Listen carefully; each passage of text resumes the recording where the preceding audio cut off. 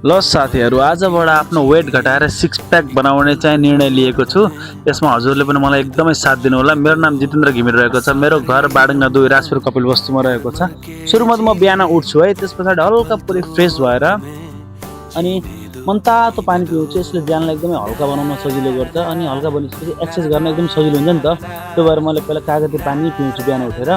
अनि त्यो भएर हल्का भएर म जिम जान्छु। बिहानमा अलिकति वेट लस गर्नु पर्यो। आज सिक्स प्याक बनाउने मैले निर्णय लिएको छु।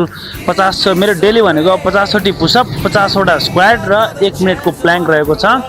अनि जसरी भए पनि मैले पुरा गर्ने हो, किनकि मैले सिक्स प्याक त बनाउने नै हो अब। अनि त्यो भएकोमा मैले खानपान पनि एकदम मिलाइरहेको छु अहिले।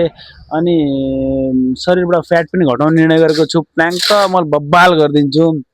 अनि सबै सकेर भ्याएपछि मैले नरिवल पानी खान्छु। यसले हाम्रो शरीरलाई एकदमै फिट र हाइजेनिक बनाउँछ। यो हाम्रो शरीरको लागि एकदमै राम्रो छ है।